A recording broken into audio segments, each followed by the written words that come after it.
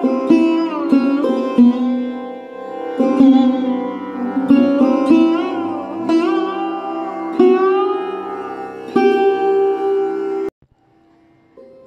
বসুর প্রবন্ধ নেতাজি মেয়েদের কাছে কী চেয়েছিলেন থেকে নির্বাচিত অংশ, পত্রিকার 30তম বর্ষ, তৃতীয় সংখ্যা। মেয়েদের নিয়ে স্বাধীনতা সংগ্রামের জন্য একটি সামরিক বাহিনী গড়ে তুলবেন নেতাজির অনেক দিনের স্বপ্ন। সুযোগ এলো যখন তিনি দ্বিতীয় বিশ্বযুদ্ধ চলাকালীন পূর্ব এশিয়াতে এলেন। তিনি যখন সাবমেরিনে করে জার্মানি থেকে জাপানের পথে, তখনই রানী অব ঝাঁসি রেজিমেন্টের পরিকল্পনা করছিলেন। সাবমেরিন যাত্রার মধ্যে তাঁর এই পরিকল্পনার কথা আমরা তাঁর সহযাত্রী ও সেক্রেটারি আবিদ হাসানের কাছে শুনেছি। নেতাজি আবিদকে মাঝে মাঝেই বক্তৃতার ডিকটেশন দিতেন। বক্তৃতা করার সময় তিনি বলতেন মন থেকে, কাগজ না দেখে, যাকে বলে এক্সটেম্পোর। কিন্তু তিনি বক্তৃতার জন্য যথেষ্ট প্রস্তুতি নিতেন। যেদিন তিনি সিঙ্গাপুরে নেমে মহিলা সমাবেশে কী বক্তৃতা দেবেন ডিকটেশন দিচ্ছিলেন, সেদিন হঠাৎ ভুল করে সাবমেরিন জলের উপর একটু ভেসে উঠেছিল। ব্রিটিশ যুদ্ধজাহাজ সেটি দেখতে পেয়ে আক্রমণ করে। সাবমেরিন জলে ডুবতে ডুবতে এবং ধাক্কা খেতে খেতে টলমল করছে।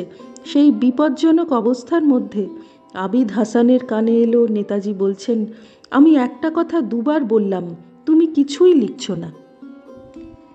ধমক খেয়ে আবিদ লিখতে শুরু করলেন, হাত কাঁপছে। নেতাজি ডিকটেশন দিচ্ছেন, মেয়েদের হতে হবে বীরাঙ্গনা, মৃত্যু আর অসম্মান, এই দুয়ের মধ্যে যখনই একটিকে বেছে নিতে হয়েছে, ভারতীয় নারী চিরদিনই বেছে নিয়েছে মৃত্যু। কিন্তু এখন আর শুধু চিতায় ঝাঁপ দিয়ে প্রাণ বিসর্জন নয়, এখন অস্ত্র হাতে যুদ্ধক্ষেত্রে মৃত্যুর মুখোমুখি হতে হবে, যেমন হয়েছিলেন ঝাঁসির রানী লক্ষ্মীবাঈ। ঠিক এই কথাগুলোই নেতাজি সিঙ্গাপুরে নেমে এক মহিলা সমাবেশে বলেছিলেন। সিঙ্গাপুরের ইন্ডিয়ান ইন্ডিপেন্ডেন্স লিগে কাজ করতেন লক্ষ্মী স্বামীনাথন। তিনি ছিলেন ডাক্তার। 1940 সালের জুলাই মাসে নেতাজি তাঁকে ডেকে পাঠিয়ে মেয়েদের রেজিমেন্ট তৈরি করার কথা বললেন। সিঙ্গাপুরে নেমেই নেতাজি ডাক দিয়েছিলেন, স্বাধীনতা সংগ্রামে চাই টোটাল মোবিলাইজেশন, অর্থাৎ সর্বাত্মক প্রস্তুতি। মেয়েদের বাদ দিয়ে সেটা সম্ভব নয়। স্বামী বিবেকানন্দের ভাবধারায় অনুপ্রাণিত নেতাজি জানতেন স্বামীজির সেই বিখ্যাত বাণী, মেয়েদের বাদ দিলে সমাজ হয়ে পড়বে একডানা পাখির মতো, উড়তে পারবে না। লক্ষ্মীকে নেতাজি জিজ্ঞাসা করলেন, কবে থেকে কাজ শুরু করতে পারবে? জবাব এলো, আজ থেকেই। শোনা গেল নেতাজি মেয়েদের সঙ্গে কথা বলতে একটা সভা করতে চান। লক্ষ্মী 24 জন মেয়ে জোগাড় করলেন। নেতাজি সভায় এলে ইউনিফর্ম তো ছিল না, শাড়ির আঁচল কোমরে জড়িয়ে মেয়েরা গার্ড অফ অনার দিল। রাইফেল হাতে একটু প্র্যাকটিস করে নেওয়া হলো। তারা তার আগে জনগণমন গেয়েছিল। নেতাজি বলেছিলেন, জনগণমনর একটা হিন্দি অনুবাদ করা হোক। সঠিক অনুবাদ করা যায়নি, তবে সেই শুভ সুখ চাই নাকি গানটি রচিত হলো। জনগণমন জাতীয় সঙ্গীত হিসেবে স্বীকৃত হলো। অর্কেস্ট্রা বাজলে জনগণমনর সুর বাজত, গান হলে শুভ সুখ চাই নাকি বাজত। অল্প কয়েকদিনের মধ্যে রানীদের সংখ্যা 24 থেকে দাঁড়ালো 50। সমস্ত মেয়েদের নেতাজি রানী বলতেন।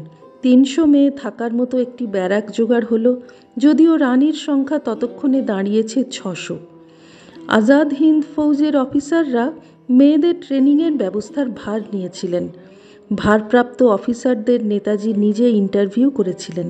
তিনি বলে দিয়েছিলেন, মেয়েদের খুব ধৈর্য ধরে শেখাতে হবে, কোনো রূঢ় আচরণ করা চলবে না।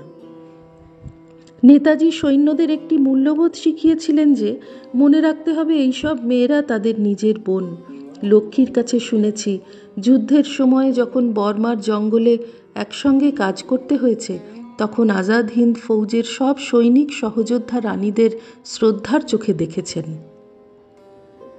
মেয়েদের ট্রেনিংয়ের ব্যাপারে জাপানি অফিসাররা প্রথম দিকে বেশ আপত্তি করেছিল। মেয়েরা যুদ্ধে যাবে তারা ভাবতেই পারত না। নেতাজি তাদের অনেক বোঝালেন যে এটা সাধারণ কোনো যুদ্ধ নয়, এ হলো ভারতের মুক্তি সংগ্রাম, এর একটা অন্য নীতিগত দিক আছে। তখন তারা ট্রেনিংয়ের জন্য গুলি বারুদ দিতে রাজি হলো। কিছুদিন পর জাপানি অফিসাররা ট্রেনিং দেখতে এসে মেয়েদের সাহস এবং পরিশ্রম করার ক্ষমতা দেখে মুগ্ধ হলেন। শ্রী রামকৃষ্ণার্পণমস্তু। নিবোধত আজকের পাঠ আপনার ফোনে রোজ পেতে চাইলে সাবস্ক্রাইব ও বেল আইকন দুটোই ক্লিক করুন। রামকৃষ্ণ ভাবধারা প্রচারের সঙ্গে থাকুন।